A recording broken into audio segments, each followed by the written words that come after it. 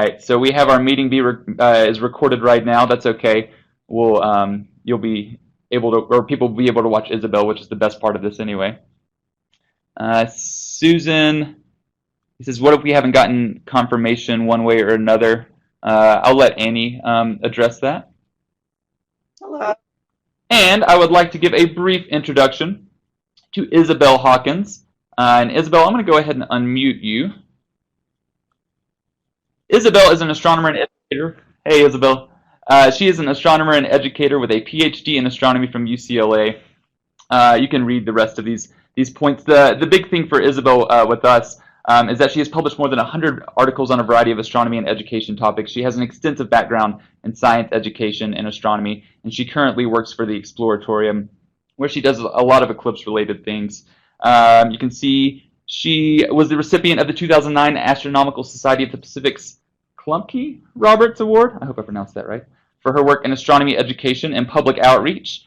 And she is also an avid salsa dancer. I think if we pester her enough, maybe she can do a webinar on that at some point too. So at this point, I'm going to go ahead and turn things over to Isabel. I won't be on the screen, but I'll still be in the chat box. So if you have questions while Isabel's presenting, yeah, just put them in the chat box and we'll try to get those addressed. All right. So Isabel, I'm going to make you the main presenter. I'm going to take myself off. And can you just say hello to everybody, Isabel? We'll run a quick sound check. Very excited to look at the chat box and see how many sound great. So I'm going to mute us on our end and turn it over to Isabel Hawkins. I'm very honored to be your presenter today, and I want to thank the StarNet group and my friends at the Space Science Institute who are making this possible. Thank you so much. I do work at the Exploratorium, which it is a museum that very much believes in hands-on exploration for the public and families and adults and anyone who walks by or peer to experience science on your own terms. And I think that that's what Eclipse is all about. And the Great American Eclipse is going to give so many of us an opportunity to see this amazing phenomenon. So let's just get started.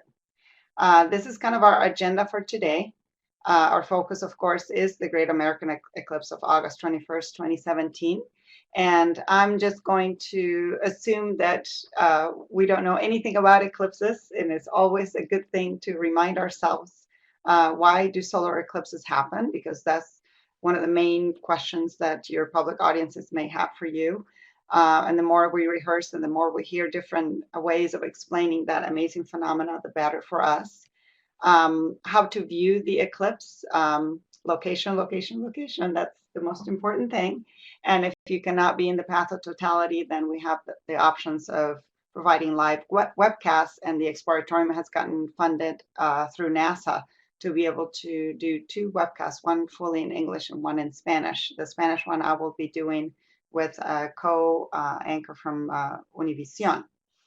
And then we're going to talk a little bit about eye safety if during the partial phases of the eclipse, even if you are in the path of totality, but also since most of the rest of the country will be seeing a partial eclipse, it's good to inform people how to view that safely.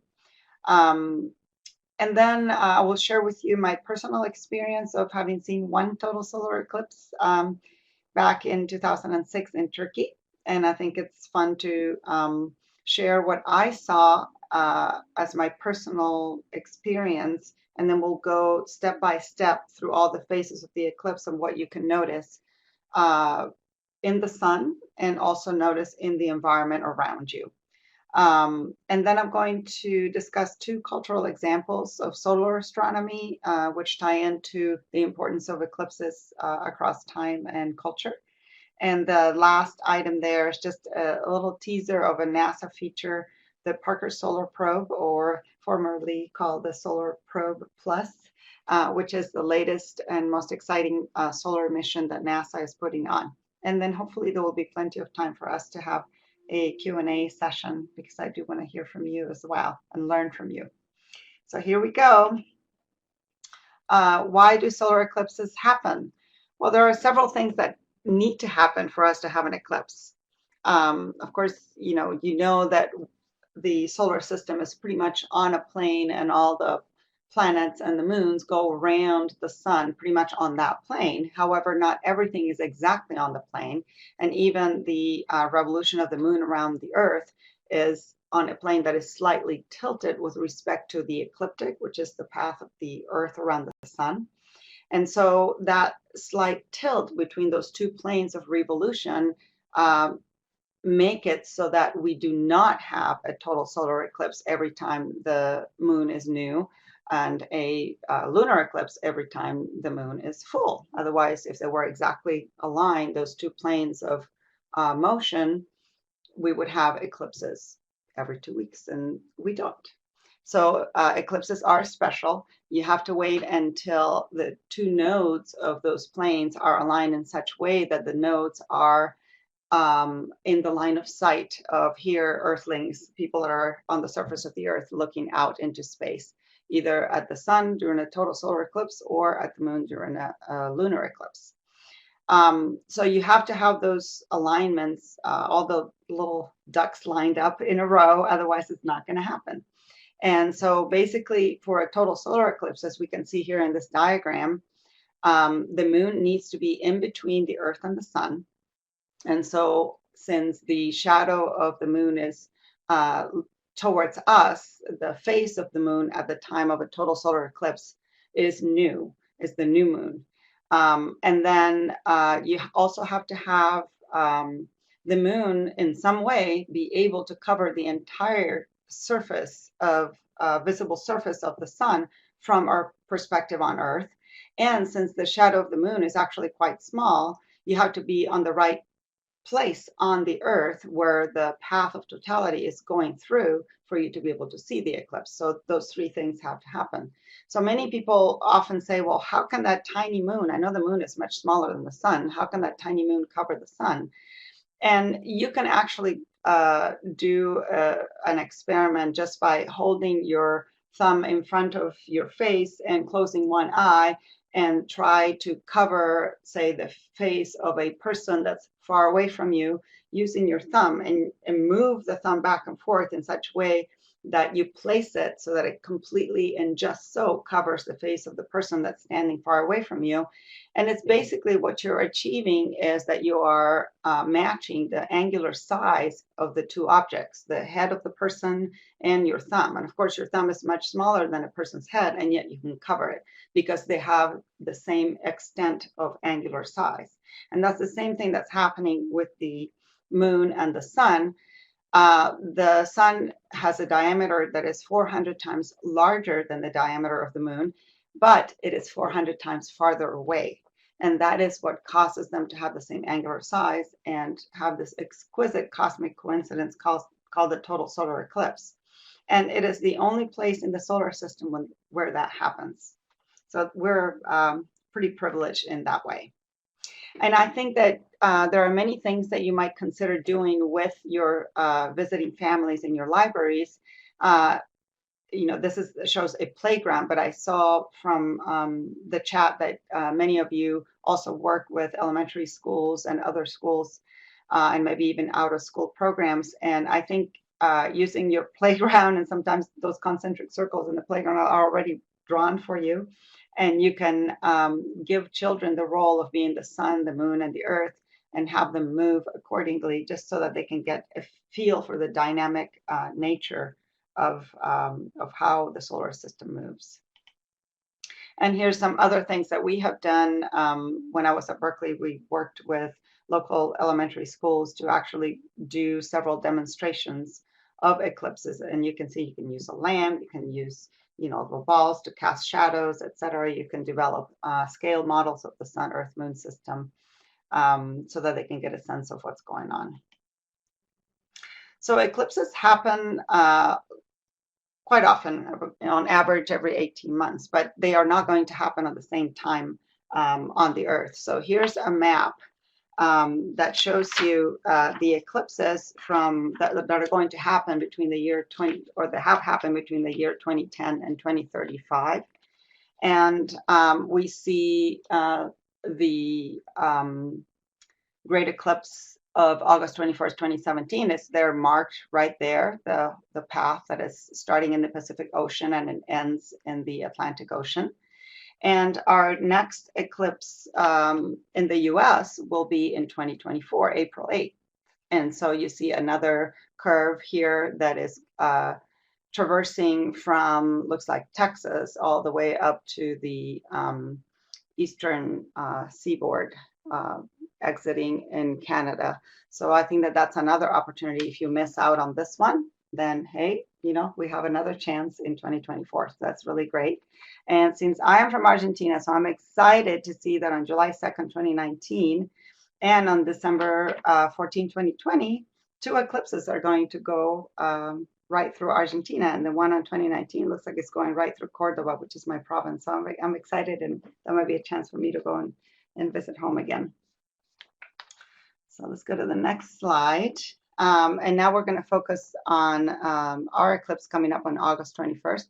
And you see in here a map of the US, and this red line with this 100% right smack in the middle is actually the path of totality, which will be about 70 miles wide path that starts in Oregon and will exit in South Carolina. So I think that that's going to be an exciting opportunity for so many people on the continent to be able to watch this eclipse.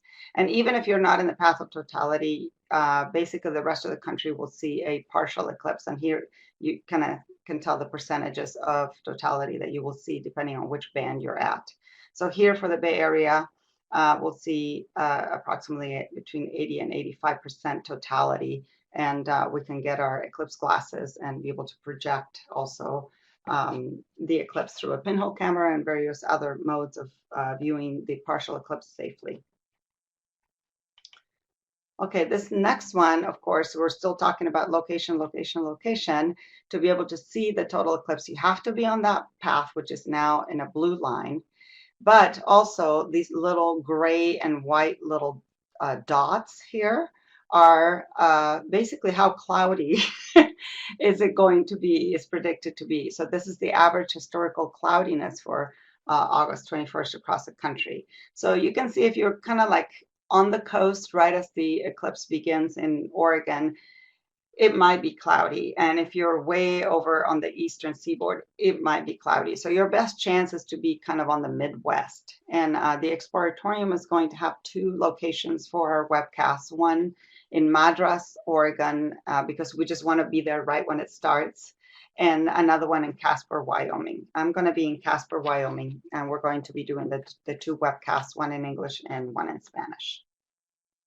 And if you want to see for your particular location or city, you know, exactly what's going on, where you are with respect to the path of totality, what percentage coverage of the sun you will see, you can go to this URL down at the bottom that NASA has provided. It's lots of maps, including an interactive map that you can use to check out your location.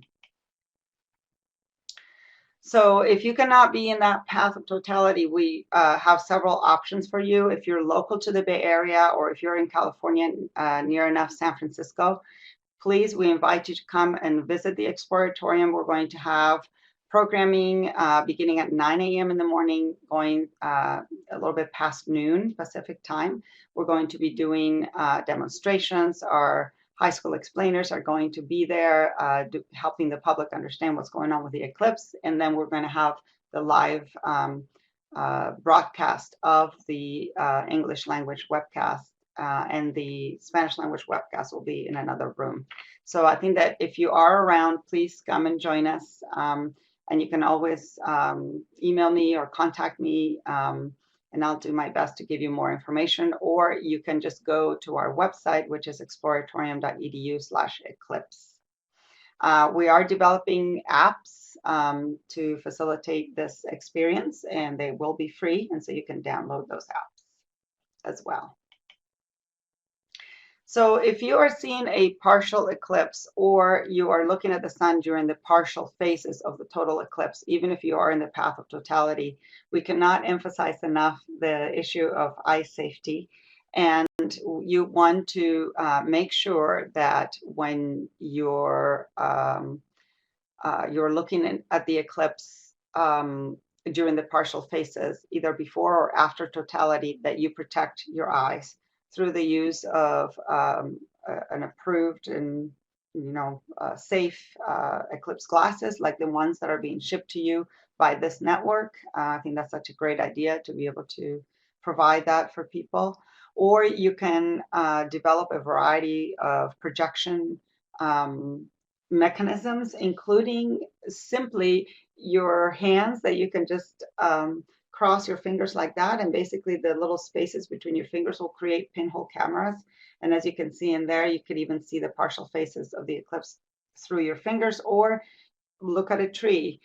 Trees have lots of leaves, and in a way, the spaces between the leaves also create little pinholes, and then you can see the eclipse being projected, the partial phases through the trees as well. Or you can get fancy and use a pair of binoculars to look at an image of project the image of the sun, not to look at it directly, but to project it onto a white screen. Or you can develop a pinhole camera just by cutting a square onto a piece of cardboard and putting an aluminum foil and just doing a pinprick in there, and then you'll be able to see a nice image of the sun. So those are all ways that you can do it. And we have in our Exploratorium website how to view eclipse. In that link, we give you instructions how to do all these things. So my own personal experience, again, let's talk about location. I was very fortunate to be in Turkey, in the Mediterranean, March 28th of 2006. I was there in this beautiful town called Side, near Antalya in Turkey, and it looked like this. It was just the most fantastic, beautiful place. And we were there in March, and the tourist season doesn't start until quite a bit later. And so they actually had to open a hotel for us, and we worked with the mayor of the town, who was very gracious and facilitated so much for us so that we could welcome not just our team, but thousands and thousands of people that came to observe the eclipse from this location. We decided not to go to by the sea, because that was a very open area and we really wanted to be in a way self-contained. And so we decided to go to this Roman auditorium, and that's where we set up our 2 tons of equipment. And the person that's walking away towards the green tarp, the person in the suit, that is actually the mayor, Mayor Kalik, who was our host for the whole experience. It was very, very nice to have him so involved. And I think that's what's so beautiful about eclipses, is it really brings people together under a common astronomical and cosmic experience in a way that equalizes all of our ways of being, all of our different cultural nuances. We all become mere spectators and travelers on this nice spaceship we call the Earth, and it really brings people together in ways that perhaps other events are not able to achieve. So I'm very grateful for those opportunities. So here I am with Paul Doherty, who many people maybe recognize Paul. He is our true eclipse chaser. He has seen so many total solar eclipses. I have just seen one. And at this point, I actually wasn't working at the Exploratorium. I was still at UC Berkeley, but we had been collaborating with them for so many years. And I think that's one of the reasons why I loved working with the public so much and with museums, that I decided to switch jobs and go work at the Exploratorium. But I think you can use, as you can see here, very simple models like with hula hoops, etc., just to share with your public why it is that you can or cannot see eclipses at certain times, etc. We have a lot of that information and nice, simple activities, videos, many, many resources that you can access at our Exploratorium website, but also through your network. I know that you guys have been doing such a fantastic job providing the libraries with excellent resources. What it is that you can see during an eclipse. So, of course, totality is the culminating crown jewel of the whole experience.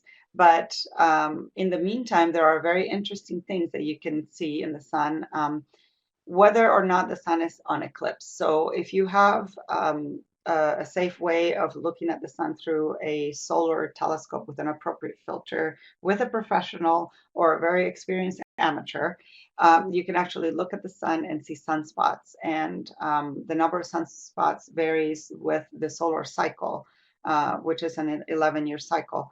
Right now, we're kind of in the middle of that cycle, so we see kind of a middle range of sunspots. But sunspots are storms on the sun, they're magnetic storms on the sun, and there are areas in which the photosphere has become a little bit cooler because of increased magnetic pressure, and the temperature goes down. But if you took that sunspot and you put it out against the blue sky, it would still shine as brightly as the sun. It's just that by comparison with the rest of the photosphere, it is about 1,000 degrees cooler, and that's why they look dark. So sunspots are fun things to talk about and fun things to show. And here's a close-up, high-resolution image of a sunspot taken by a ground-based Swedish telescope. And that looks a lot like a sunflower to me. But the neat thing about sunspots is that they are enormous, and they can be similar to the size of the Earth. So these are things that you can kind of remind people of the scale that we're talking about by pointing out sunspots. And then the moon will start approaching. So basically, since in the northern hemisphere, we will be looking toward the south, and the moon moves west to east. The moon will approach from the right, and you will start seeing the image of the sun start eaten away little by the moon. This image of the sun was taken in a calcium K ultraviolet wavelength, and that's why it looks a little bit purplish. But so basically, you're talking about the first contact, the first time that the two objects, the moon and the sun, first kind of touch, in quotes, each other on the very rim. That's called first contact. And this is the kind of image that you can start projecting through those pinhole cameras, or using your fingers, or looking through leaves on a tree. You'll be able to see this image, but projected onto a white screen on the ground, for example. So first contact is kind of like people are getting excited. You're saying, okay, here, we're going to start seeing cool things. I've heard about the diamond ring, and we're going to see all those things. So it is really fun to start paying close attention. And this is the moment in which you will be wearing your eclipse glasses throughout all of first contact and all the way to totality. So what happens? Well, the first thing you start to notice is that from very, very bright daylight sun, like you see here in our auditorium in Turkey, when you have the eclipse taking place, it starts to get dark. So as you can see the difference here, bright to dark, it gets significantly dark, and you will feel like it's not pitch black, but definitely it gets very dark during the day. So that's the first thing you notice. And then here we go towards second contact. And right here is where you will see the beautiful diamond ring. It's right before the moon covers completely the photosphere of the sun. Basically what's happening there, since the surface of the moon is not smooth, but there are valleys and mountains, and it's kind of rugged. So basically that is the last glimmer of the sun going through one of these features of the moon that causes this really bright diamond ring. And it is really, really spectacular. And so immediately after that happens, you can start experiencing totality. And at that point, when you see the corona, which is actually a very explosive moment. I mean, you still have your glasses on, and you have the diamond ring. It's still like really, really bright. And then immediately after, through your glasses, it gets super dark. And so you take them off, and whoa, and there is the corona. It is unbelievable. It is so beautiful. And at that moment, you really, really feel like we are part of a moving, dynamic solar system. And you have this exquisite interaction between the Earth, you as an observer, the moon, the sun, and all of that is happening there. You get goosebumps, tears in your eyes. You just don't know what's happening. I mean, it is such an out of this world experience to actually be in the path of totality during an eclipse, that if you have the chance to get there, either now or in 2024, don't miss it. It is a once in a lifetime kind of experience. It's hard to describe. You really have to be there to feel it. And so what else? Let me just make sure that I'm not forgetting to mention certain things. So right before totality too, you can actually see some prominences. So let me go back a little bit to this one. So in here we have the diamond ring, but also you can see at the edge, at the leading edge here of the sun, some really bright red, almost little wisps. And those are prominences. Those are the magnetic loops of on the surface of the sun that protrude out. And basically you have glowing ionized gas traveling through and following those magnetic lines. And those are called prominences. And that's very beautiful to also be able to point out to people. Sometimes even there are phenomena on the ground that you can actually see right before totality. One of the most ephemeral ones is called shadow bands. I have never seen them. Paul Doherty saw them in Africa. So basically, if you lay a white sheet on the ground, and just before totality, you'll be able to see some ripples, almost like some shadow bands that look like, you know, the ripples at the bottom of a pool when you see the sunshine and look kind of ripply. And those are basically atmospheric turbulence that is being manifested because the last bit of sunlight is actually acting as a slit. And so you basically get this phenomenon called the shadow bands. But I have never seen them myself. But if you are going to be out on the path of totality, you may as well lay the sheet out and see if you can actually appreciate that.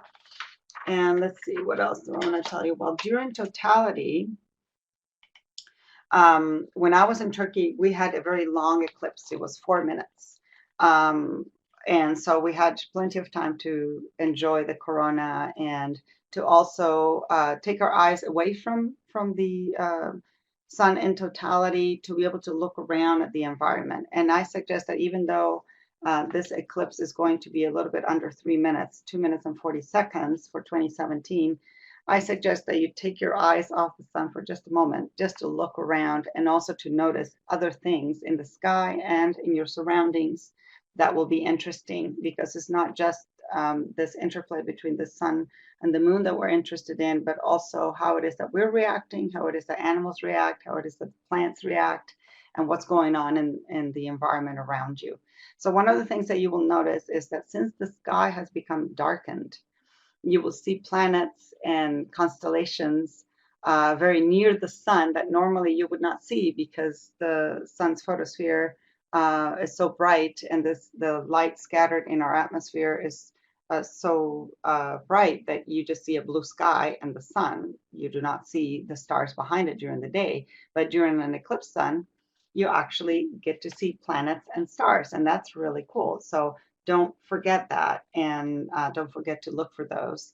And the other thing that you will notice is all the way around you and the horizon, there's going to be almost like a continuous sunset or sunrise, orange light all the way around, 360 degrees around you, which is basically where the eclipse ends, and the sun is shining on the outside of the path of totality. So that's really cool to notice as well. And then you might notice some animal reactions. I'm sure my cat behind me will not care that there's a total solar eclipse. He will sleep through it. But other animals may react in very strange ways. You might, see flocks of geese flying back, to home to roost for the evening. If you're in a tropical area, sometimes all the insects come out and buzz around. I mean, crickets. It's really fun if you're in different environments. I expect that in the Midwest, we might not experience some of those different reactions from animals that sometimes when you're in the tropics, but it'll be interesting to see And especially, if there are dogs, or are they howling? What are they doing?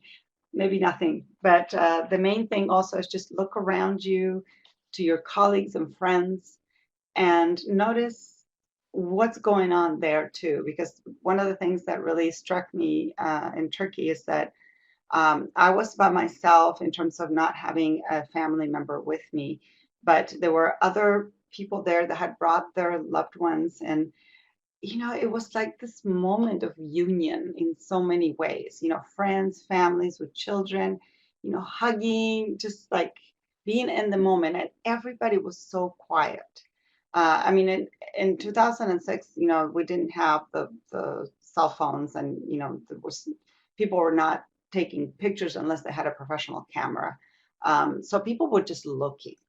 And that's what I suggest. I suggest that you try not to mediate that experience during totality, because it's very short, and you'll find the pictures later, your selfie or whatever, forget that. No selfie stick. That's what I would say. Just no selfie stick at all. Because it's just too glorious to view this just with your eyes. But then you have to be attentive, because the moment that you see the other diamond ring, you got to put those glasses back on. Oh, and I just wanted to mention, these are the planets that you're going to see during totality. So you're going to see Jupiter and Regulus from the constellation Leo is going to be very, very near the sun. And then Mercury, Mars, and Venus. And then you'll see them all here on this line of the ecliptic. Very nice. Yeah, and then when fourth contact comes in, sometimes you can see what is called Bailey's beads. That's another phenomenon, which is the light going through the different valleys of the moon. And so it looks like kind of like a string of pearls on the side, on the edge of the eclipse sun. That's another phenomenon that you can look for. And then light restored. So the moment the moon really inches away from the sun, you're going to just, everything becomes very, very bright again. And so it's very noticeable when you're back to having the sun in its normal configuration. So again, until you're done looking at the partial phases, please be sure to advise everyone to use their eclipse glasses or to look at the sun in projection.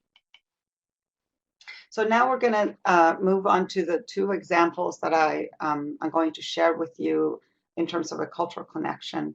I have been doing a lot of work over the past, somehow, start my webcam. Let's see what's going on. Start sharing. Hello? Let me see. Something happened. Let me come back.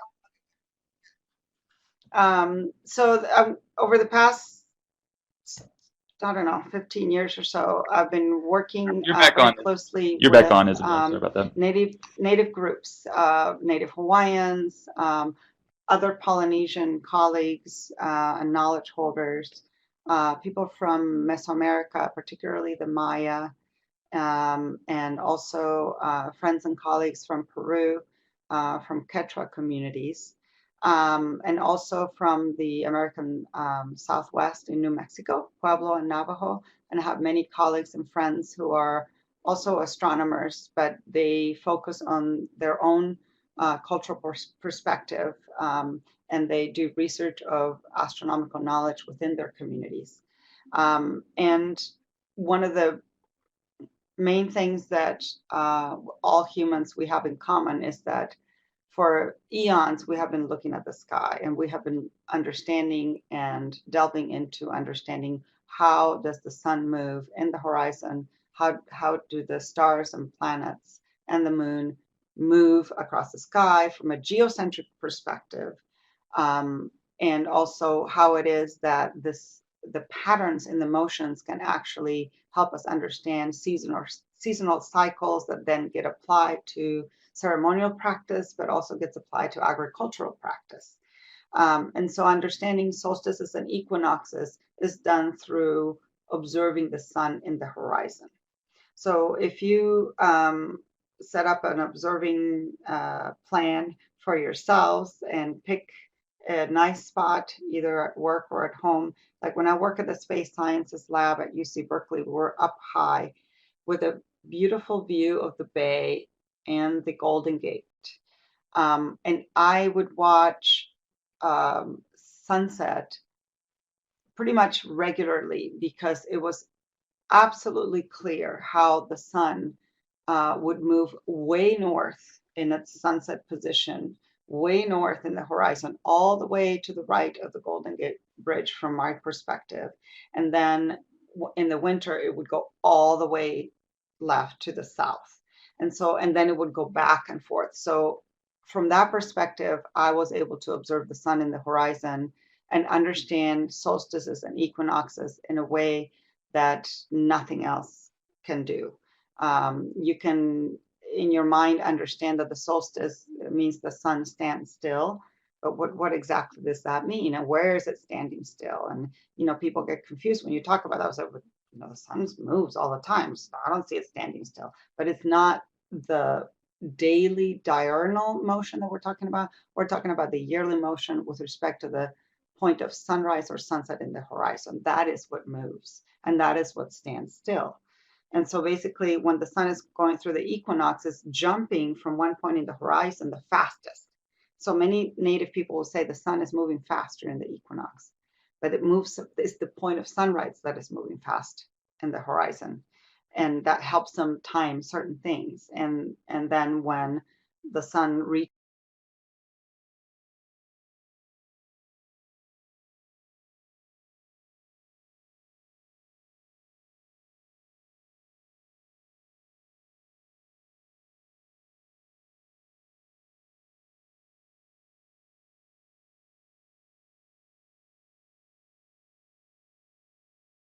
one extreme or the other, the two solstices, it will rise on the same spot for 4 to 7 days, depending on how good you are in noticing things and what kind of features you have in the horizon to be able to discern small changes. And then it'll come back. So it goes back and forth, back and forth. And so that is an important observational fact, and that's an important practice that is shared throughout Native groups that I have worked in many different, from many different cultures. And one of the colleagues that I have been working with very closely is Dr. Shelly Valdes. She is Laguna Pueblo. There are 19 pueblos in New Mexico, and she belongs to one of them. And they share cultural aspects that have to do with certain locations around the Southwest, which are many of those locations that are sacred to the Pueblo people today have actually become national parks. So, for example, this image here is of Fajada Butte in Chaco Culture National Historical Park in New Mexico. We always call it Chaco Canyon because this is the canyon. And basically, you have in there great houses that were built from 800 to 1200 AD. And then some of these sites, which had maybe after 30, 40,000 people living there, they were abandoned. And they, for reasons that are complex and we don't really know, but the people that lived there have now become part of the contemporary Pueblo. So they didn't disappear, they just moved to different regions. And so the Pueblo people today are the direct descendants of the cultures that built these places.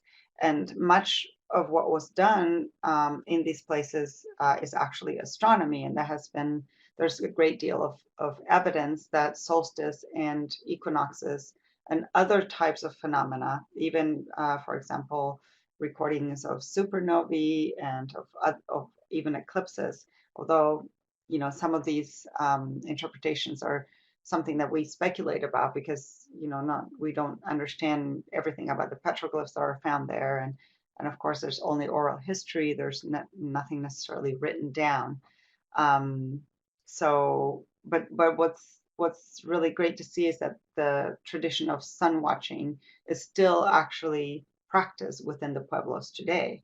And so we know that there is a continuity of astronomical knowledge and heritage.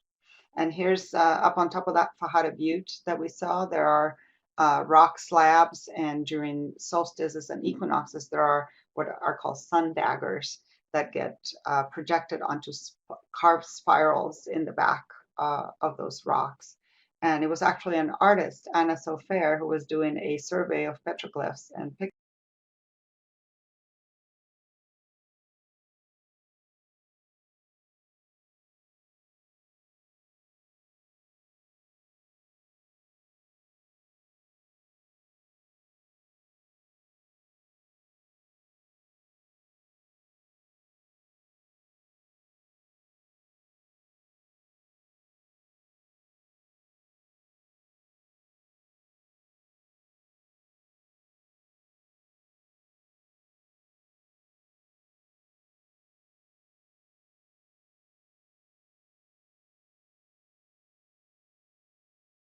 pictographs on Fajada Butte that noticed this during one June solstice many, many years ago. And here's the spiral again with the equinoxes when two shafts of light kind of bracket the whole spiral. And the other example I will share with you is from Mesoamerica, the Maya. If you have been in the Yucatan, you might recognize this site. Is an aerial photograph of the ancestral site of the Maya called Chichen Itza. And you can see the pyramid way over on the upper right. And in the center of the image is what we have been called the observatory, because it kind of looks like an observatory, like dome-ish. And it's a round building. There is evidence from Anthony Avini and other archaeoastronomers that have done research there that those buildings were used to both for solar observation and also for observing planets, particularly Venus. And here's a more close-up image of the observatory. And this site is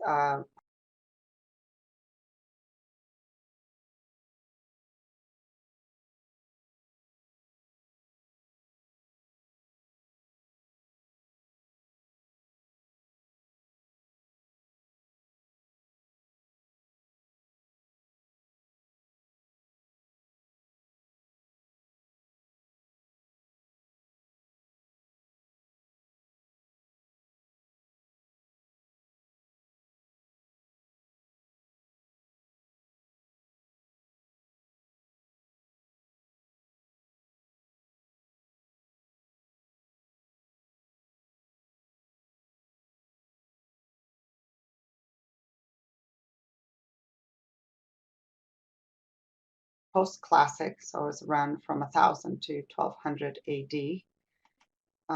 And here's an image of the El Castillo, the pyramid, which this is really a solar structure. You can see that there are these series of steps on all four sides. Those steps are 91 steps on all four sides, plus the temple on top, add up to 365. So, and this pyramid is aligned to zenith passage of the sun. Not so much cardinal directions. I mean, it's generally aligned along the cardinal directions, but it's most closely aligned to zenith passage of the sun, when the sun is straight overhead and you see no shadows. And the Maya used that solar phenomenon to develop their calendar.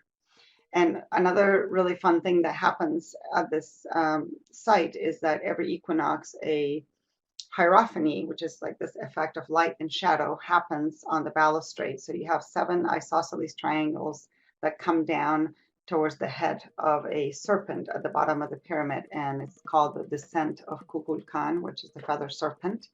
But local communities have been observing this for many generations as well. We don't have evidence to know for sure if before this site was abandoned in the 1200s, if this phenomenon was actually also being celebrated, but no matter, it is being celebrated today. So even today, you have thousands of people coming over every equinox to observe it, including the local Maya communities. And I think that maybe the video would be a good thing to show now, Brooks.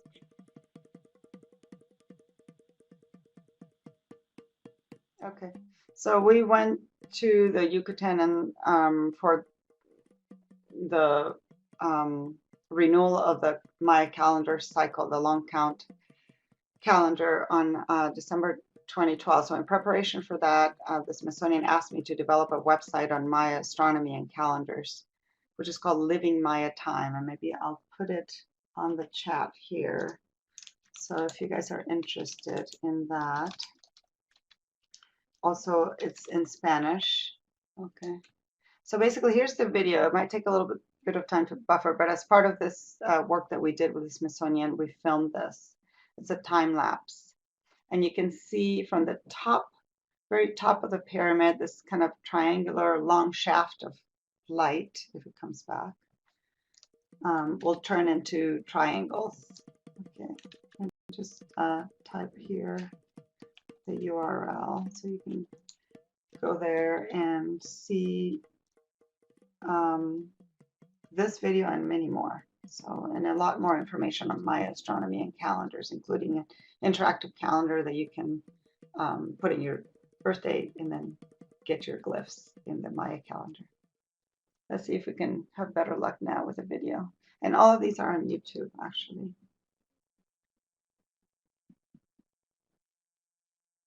It's kind of, yeah.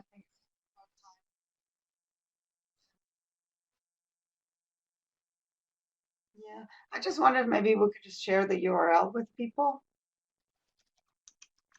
and they can look at it one time. Okay, so that's the whole website, and I will look for the URL. Let me just go to YouTube and get it. Let's see. YouTube. Yeah, there's a whole channel on YouTube from the Smithsonian and for Living Maya Time. And actually, this and many other nice videos are there. If people are interested in Maya astronomy, you can definitely point them there. Let's see. Find that. Yeah, here we go.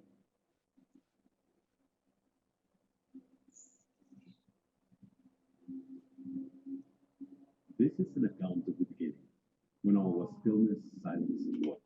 Let me see if I can find that one. And there's also one that shows like the zenith passage. So basically having the shadow disappear from all the columns there. Or here we go. This is this one.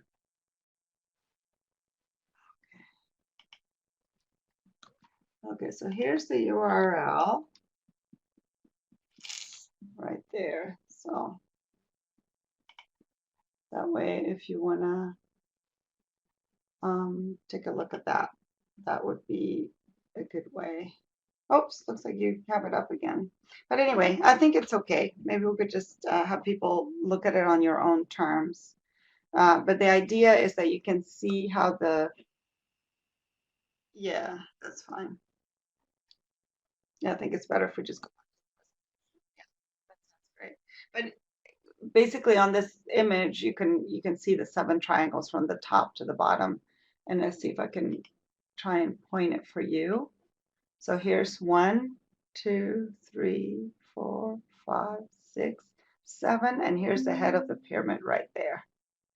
So basically, this is the effect that takes about 40 minutes for it to manifest. And you can actually see it on both equinoxes in September and in March. So if you haven't been down to the Yucatan during those times, it's really a great way to experience Maya astronomy at an ancestral site, and it's really a special time. And then here's the a representation of the Maya calendar. So basically, all of these solar observations and astronomical observations were incorporated into a system of timekeeping which is still alive today in the highlands of Guatemala, for example, and down in Chiapas. There are many Maya knowledge holders that are calendar keepers, and they observe the stars and they continue to understand the ongoing cycles of astronomy to keep their calendar.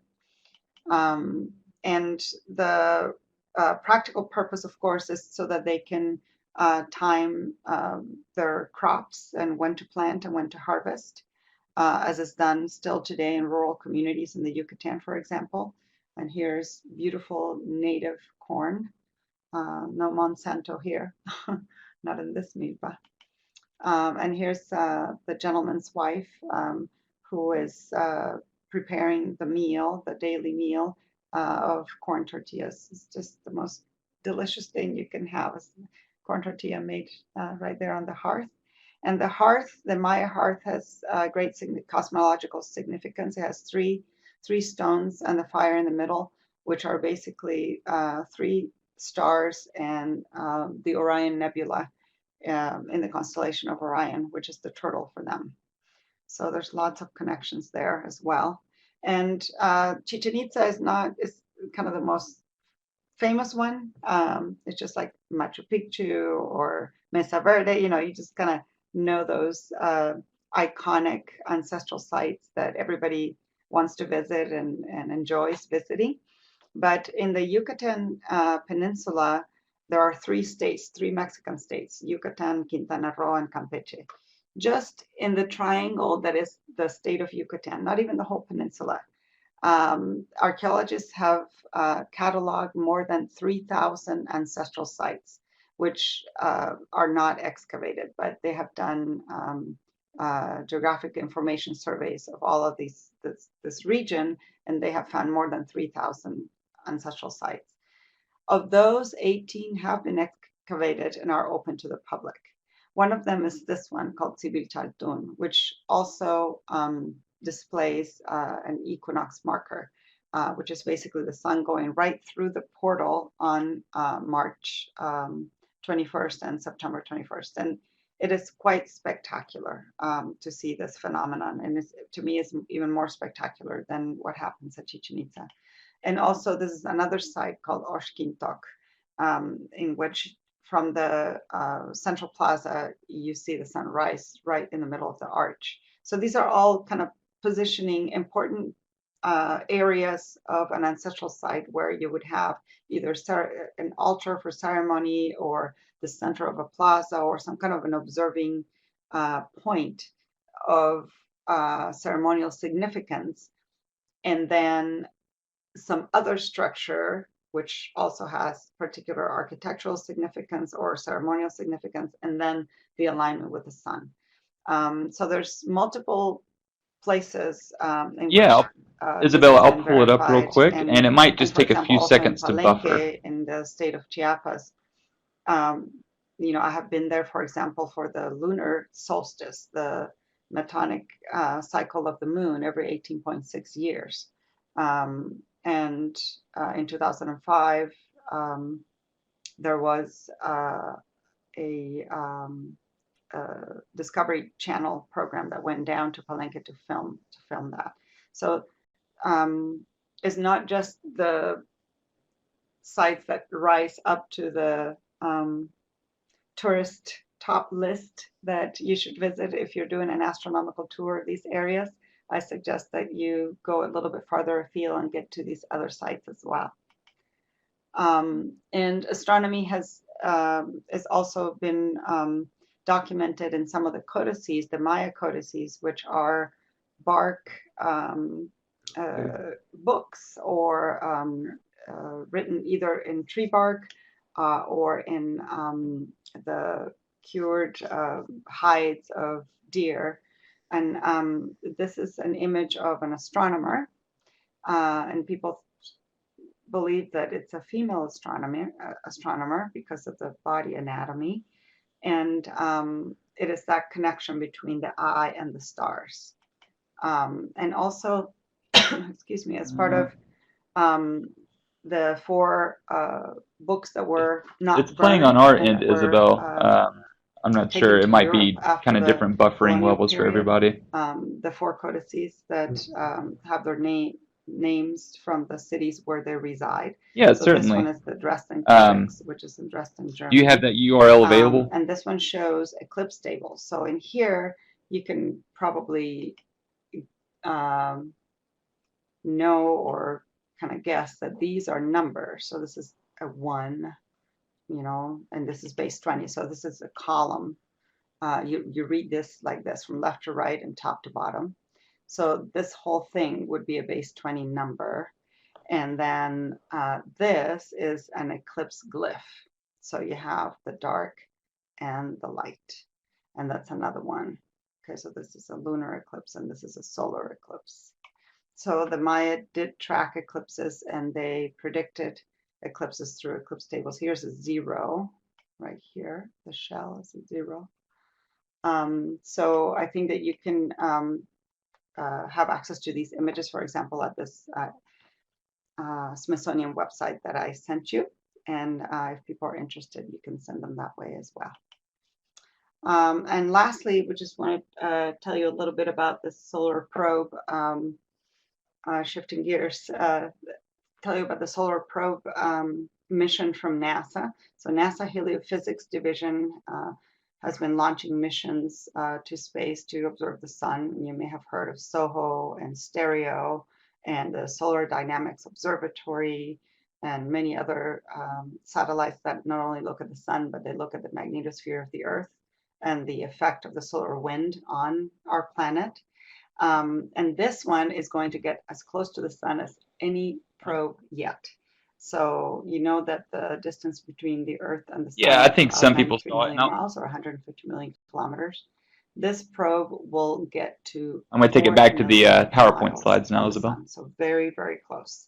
And it's going to be observing the details of the solar wind and of the solar corona, because one of the still unresolved mysteries of the corona is how come the outer atmosphere of the sun is so much hotter and than the photosphere and the chromosphere, which are closer to the sun. So intuitively and even from the physics of it, you figure, okay, that should be the hottest, but what is it that is actually heating the corona to millions of degrees? And also the differential rotation of the sun. Those are all of these unanswered questions that this mission will help us resolve. And with that, I think we can go to questions and answers. Thank you so much for listening.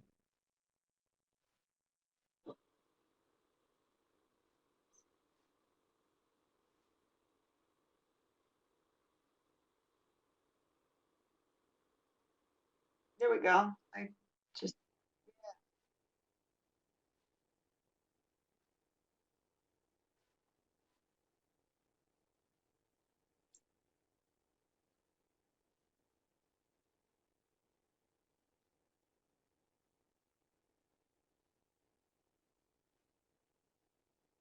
no, you need to be, you really need to be in the path of totality, because the problem is that even when the sun is just a little bit out of sync, you know, to see the Bailey speeds and the dimer, you have to be on totality, because it's just that very, very last bit of moment before the moon covers the sun completely. And if you're off that path, you're not going to see it.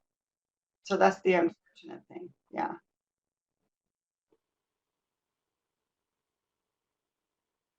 But it will get noticeably dark, though. It will get noticeably dark. So what else do we have? Bummer. Let's see. Maybe you can help me, Brooks, just kind of feel some of these questions, because I don't know if I'm seeing all of them. Okay. Oh, okay. Yeah, I see it now. Yeah, it says multiple attendees are typing.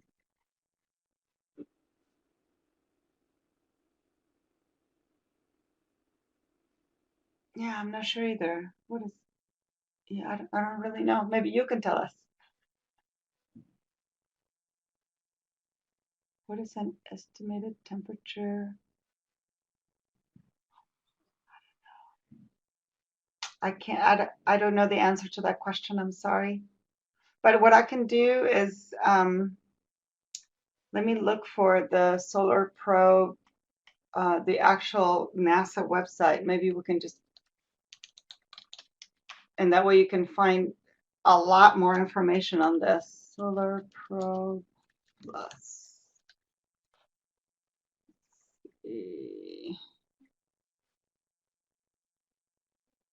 There we go. Here, let me just give you I'm going to put in a URL here for Solar Pro Plus. There it is. And that way you can find out all of those details in these NASA websites. And they have even press releases, they have science information and other resources for this mission.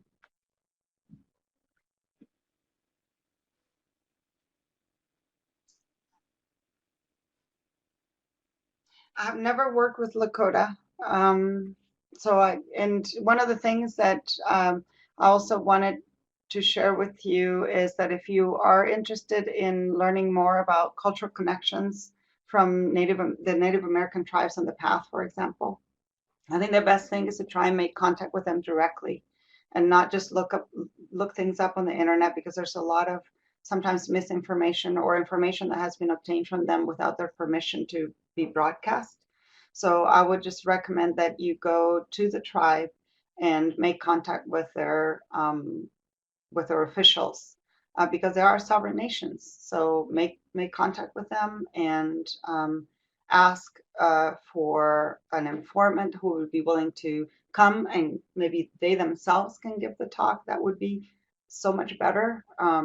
And that way they would be speaking as a representative of their own culture.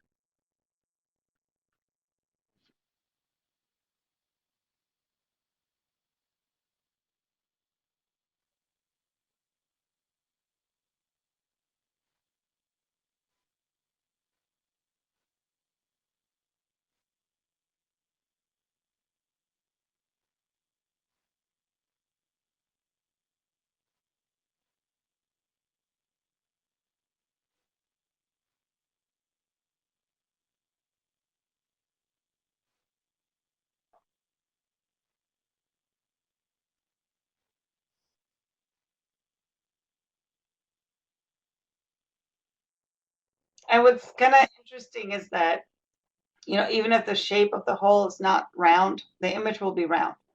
So we're actually making an eclipse postcard, which has a square in the middle, and that will project a round image, because basically the sun is round, and you're using it as a pinhole camera.